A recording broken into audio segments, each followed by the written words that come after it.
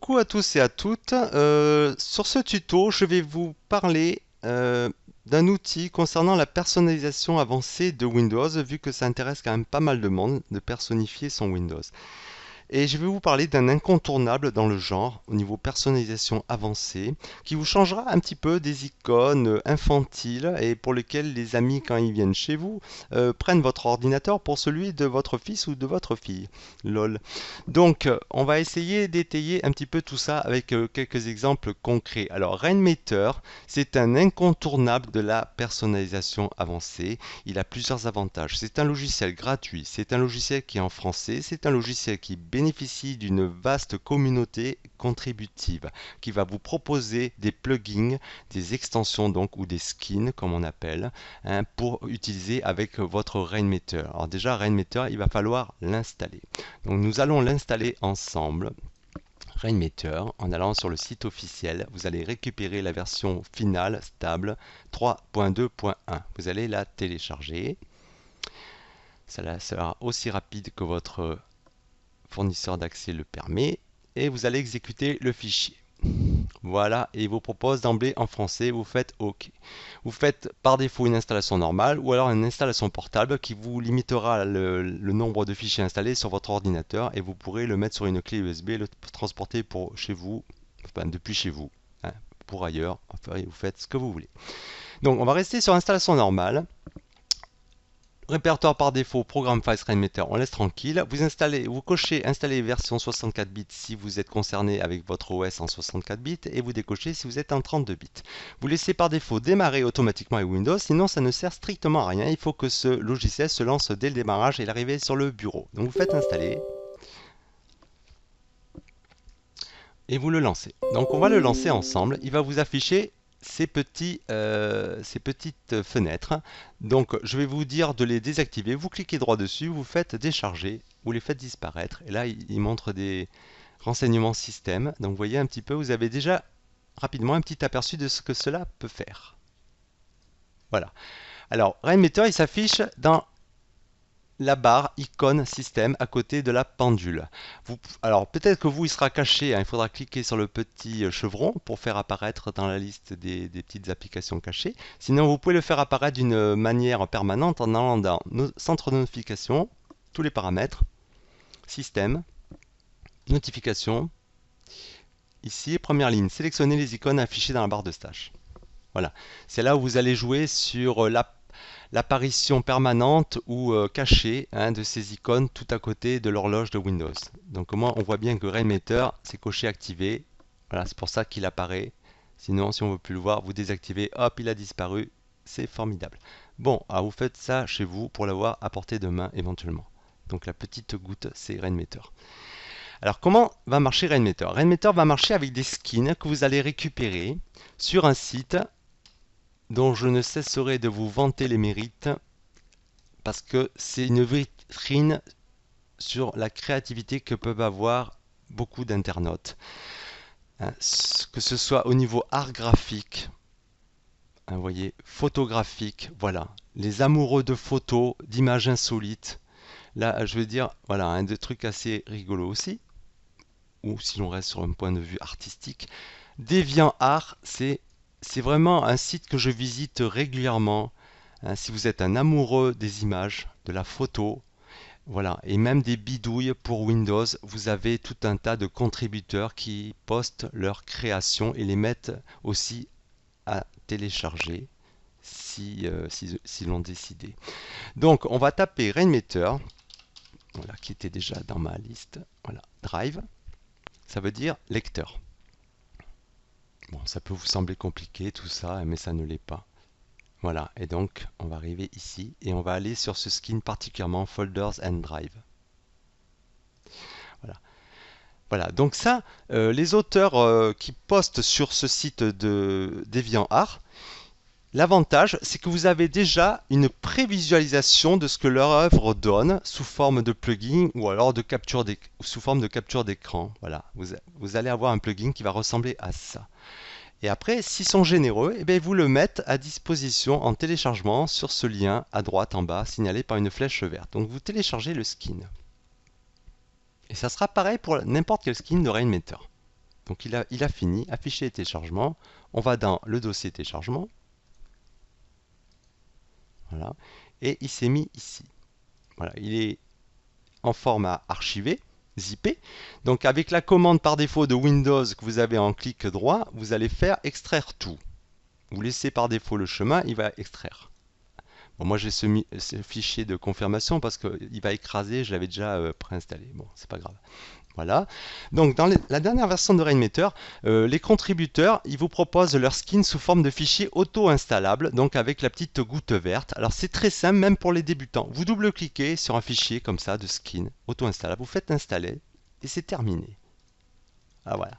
Maintenant vous allez cliquer sur Rainmeter et vous allez faire tout actualiser, afin de rafraîchir la liste donc des skins, des plugins que vous installez au fur et à mesure. Ça vous évite de redémarrer l'ordinateur ou redémarrer encore plus simplement, je veux dire Rainmeter qui s'est lancé au démarrage.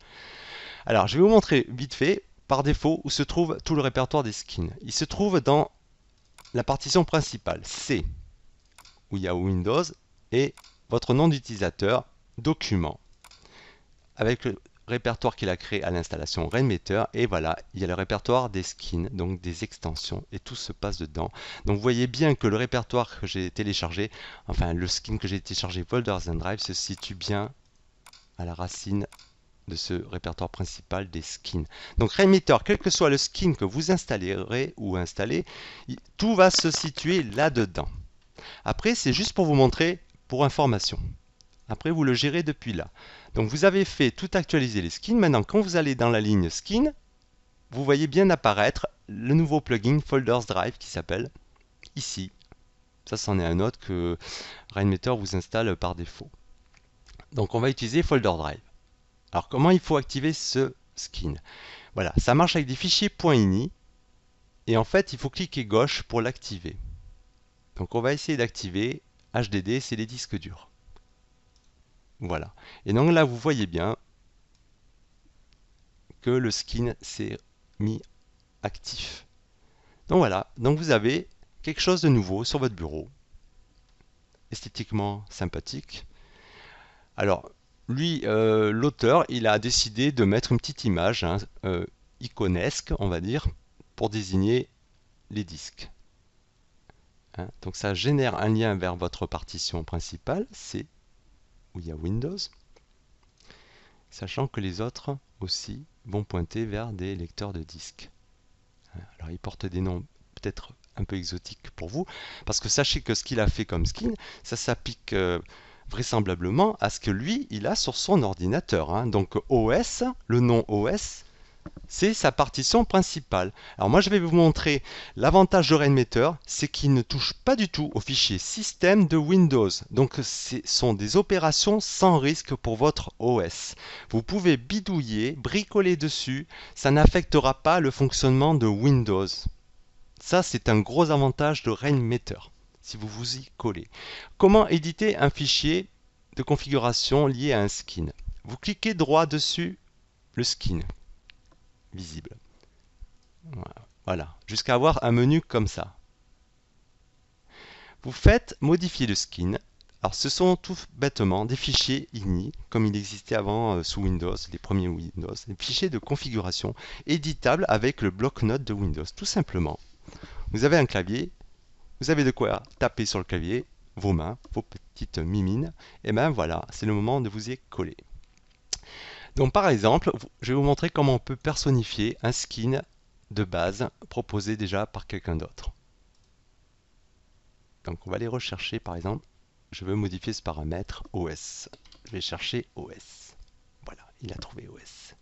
Alors OS, vous pouvez le renommer en Windows par exemple, ou alors mon lecteur à moi. Vous faites fichier enregistré ou CTRL S pour aller plus vite en touche raccourci. Et par contre, vous allez cliquer droit dessus le skin et vous allez faire actualiser. Vous voyez, lecteur à moi est bien apparu. Alors il manque effectivement la lettre mon parce que le titre est un peu grand. Et après, je vous dis, il y a des paramètres dans ce fichier ini de position de texte, de couleur et de police éventuellement. D'accord? Alors malheureusement, ces fichiers INI, c'est proposé par des internautes anglophiles et c'est le texte évidemment, c'est plutôt anglophile. Même si Rainmaker est en français dans voilà, tout le reste. Voilà, mais ça je vous dis, c'est pour les plus courageux d'entre vous qui veulent vraiment personnifier à fond leur Windows. Donc on va le renommer d'une manière beaucoup plus sommaire, Windows, pour mettre en pratique. Donc CTRL S pour sauvegarder, clic droit, actualiser, voilà, il s'appelle bien Windows. D'accord? Un autre exemple aussi, je vous dis deux paramètres où vous pouvez jouer. Vite fait, on va aller sur les codes couleurs. Voilà, donc vous avez des codes couleurs, hein, ici, ici, voilà.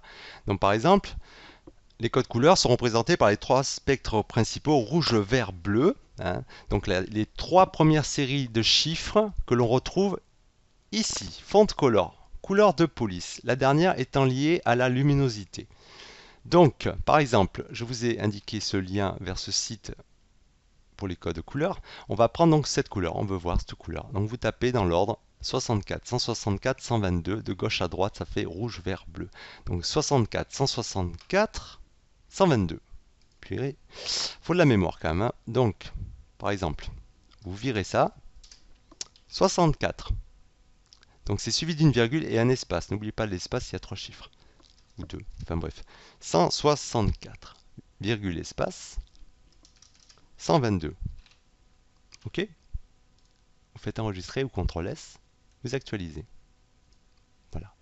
Donc vous voyez bien que j'ai quand même personnifié à mon goût la couleur même du texte d'une manière très simple avec juste le bloc-notes en clic droit sur le skin, pardon, modifier le skin. D'accord? Voilà. Alors après, je ne vais pas tout vous faire, hein, c'est à vous de bricoler si vous adorez ça et un petit peu d'explorer tout ce qui est possible de faire. Voilà. Donc l'avantage de ce skin, c'est que ça vous fait des raccourcis de la même manière que vous ferez un icône pointant vers votre disque principal Windows. Sauf que l'auteur, grâce à ce skin, peut vous indiquer l'espace disque d'emblée de libre, 34 Go 2 de libre, et l'espace total, 59 Go 6. Voilà. Vous voyez, par rapport à un icône simple de base créé sous Windows, effectivement, on n'est pas du tout sur le même schéma. Hein, les skins de Rainmaker, ce sont comment dire, des configurations personnifiées hein, pour indiquer des informations ou créer des raccourcis d'une manière vraiment pouvant être très sophistiquée et très utile d'un clin d'œil. Je vais vous montrer un autre exemple. On va décharger ça pour je vais vous montrer vite fait. Ensuite, comment on peut utiliser ce skin. Sachez qu'il est en clic droit, vous pouvez paramétrer la position, la transparence. Et oui, vous pouvez le rendre transparent. Comme ça. Vous voyez? On va encore le modifier au niveau de la transparence. Et vous pouvez faire en sorte que quand vous diminuez, vous pointez la souris, voilà. Vous voyez un petit peu? Il apparaît de façon plus nette. Alors je ne vous cache pas que si vous le rendez complètement transparent, vous pouvez tout à fait jouer sur le fait de libérer votre bureau. Voilà. Et voilà. Il est là. D'accord? Faut pas le louper hein, quand même. Voilà. Alors ça permet d'alléger votre bureau, de créer vraiment un bureau avec un style très moderne, contrairement aux icônes très infantiles. Après c'est vous qui voyez. Vous faites ce que vous voulez. Bon, on va sortir ce skin, décharger le skin, voilà, on le vire. Alors, si vous souhaitez garder le skin, je vous déconseille de faire clic droit directement dessus et de faire décharger, hein, parce que sinon, au démarrage de Rainmaker, il ne va plus le mettre. Hein, dans ce cas-là, voilà, il faut cliquer droit, revenir dans Skin, Folder Drive et réactiver le fichier INI en cliquant gauche dessus. D'accord? Voilà. Ensuite, je vais vous montrer un exemple d'autre skin utile pour vous montrer un petit peu comment personnifier votre bureau. C'est ce dossier qu'on va copier. Donc c'est un skin que j'ai récupéré, extrait et décompressé dans ce dossier. Et on va le copier, comme ça vous montre aussi manuellement à l'endroit que je vous ai montré le répertoire par défaut d'installation des skins. Donc utilisateur, votre nom d'utilisateur, document, Rainmaker, skin. Et là vous collez le skin qui vous intéresse. Ça c'est l'opération de skin mais à coller manuellement. Vous cliquez droit sur Rainmeter, comme d'habitude, vous faites tout actualiser. Vous cliquez droit dessus, et maintenant vous l'avez dans la liste RSS Feed. Donc je vais l'activer. Qu'est-ce que c'est RSS Feed? C'est ça, RSS Feed. Alors effectivement, il s'est foutu en haut, à gauche, le coquin. Voilà. Ah, c'est pas évident de le choper. Hein. Voilà, on va remettre ma barre. Voilà, alors qu'est-ce que c'est? C'est un exemple, un autre exemple de skin qui affiche les flux RSS de sites, pardon, vos sites favoris. Alors les flux RSS, c'est quoi? C'est un fil d'actualité, d'informations sous un format de lien qui s'affiche sous forme de lignes, de texte. Alors, ce qui est intéressant et qui vous donne déjà un aspect beaucoup plus moderne en utilisant les flux RSS, il n'y a rien dessus, voilà. C'est qu'en fait, vous avez des lignes d'information, mais qui sont des liens directement vers le lien original du site. Par exemple, où c'est que je pourrais aller? Yahoo Actualité. Bon, supposons, on va aller là. Non, c'est même pas ça. C'est Into Windows. Je clique dessus. Ça va m'amener directement. Vous l'avez vu, le lien. C'était How to Reinstall. Donc, vous avez bien vu que ça a ouvert mon navigateur sur la page originale. Donc, vous pouvez avoir un bureau, effectivement, avec cet aspect moderne d'affichage de flux RSS directement visible depuis votre bureau. Et après, sélectionnez les infos qui vous intéressent en flux RSS et cliquez pour aller ouvrir directement la page internet. Ça, c'est un exemple de skin. Et en plus, l'auteur, il a fait quelque chose qui peut se masquer et juste afficher l'icône RSS. Voilà. Je vais finir par un troisième exemple pour vous montrer encore la puissance de certains scripts de skin sous Rainmeter. Il faut que j'arrive à le retrouver. Voilà, ça c'est mon répertoire de skins que j'ai sauvegardé quelque part. Donc vous pouvez, vous voyez, votre liste de skins peut être assez exhaustive. N'oubliez pas, cela dit, que plus vous mettrez de skins pour Rainmeter, plus au démarrage, évidemment, il va mettre un peu plus de temps à les charger en mémoire. Hein. Donc je vous conseille de prendre des skins sans avoir à gaver votre répertoire, de bien sélectionner ce qui vous sera utile pour personnifier Windows et vraiment nécessaire, et au quotidien on va dire. Donc, par exemple, vous pouvez aussi afficher l'heure et la date sur le bureau d'une manière assez stylée. Je vais vous montrer aussi un exemple, donc le dernier, pour vous montrer de quoi est capable Rainmeter avec des skins vraiment utilisés d'une manière poussée. On va le copier dans le répertoire des skins par défaut. Voilà. En pareil, même manip, tout actualisé. On va activer le skin, Gallardo thème, Music Monitor Amp. Voilà. Et bien vous voyez, j'ai ce skin donc qui va rester en permanence sur mon bureau tant que je ne clique pas dessus pour le décharger. Hein. Voilà. Donc à chaque fois que vous démarrerez sur le bureau avec Rainmeter lancé en mémoire, il va lancer vos skins en même temps qui s'afficheront sur le bureau. Donc vous retrouverez par exemple ce flux RSS sur le bureau et voilà. Comment avoir un aspect moderne de personnalisation d'un bureau Windows. Alors ce skin il est terrible. Je vous mettrai le lien si ça vous intéresse. Par contre il ne s'utilise qu'avec Winamp comme lecteur par défaut, c'est-à-dire le mien. Et si vous l'avez, vous pourrez effectivement utiliser ce skin de cette manière pour lire la musique.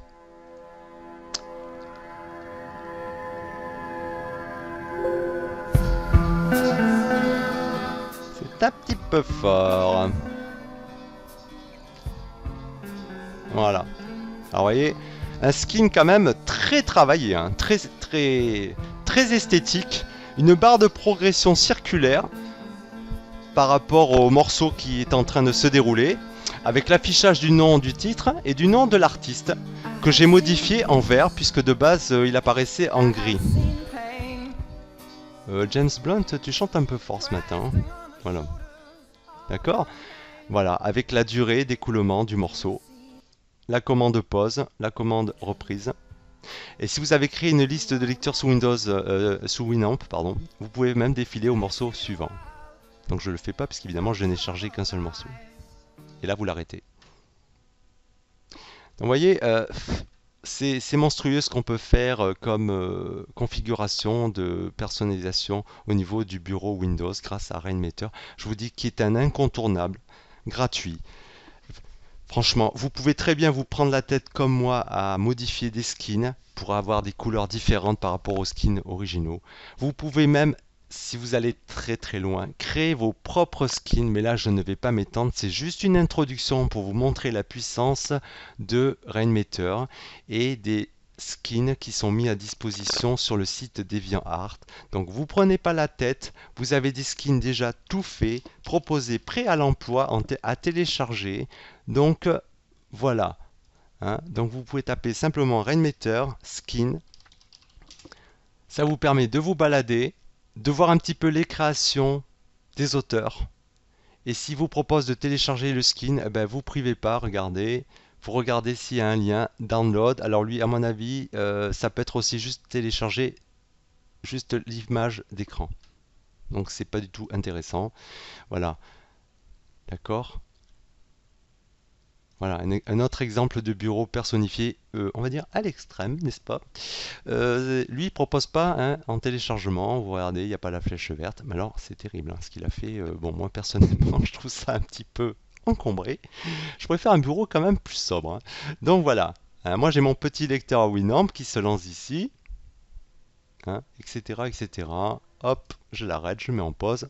C'est discret, ça prend pas de place. Après, je vous dis, vous avez la possibilité de le modifier, hein, voilà, en le rendant invisible avec la transparence. Vous pouvez le rendre déplaçable, ce que j'ai fait devant vos yeux, et cocher déplaçable.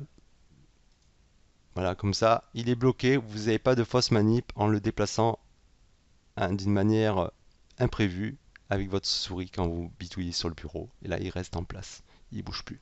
Et il sera là au prochain démarrage. Voilà, sur ce, les loulous, je vous dis à la prochaine pour un autre tuto avec The Real Yoda Sun. Merci de vos abonnements et merci de vos visionnages. Et je vous dis ciao ciao.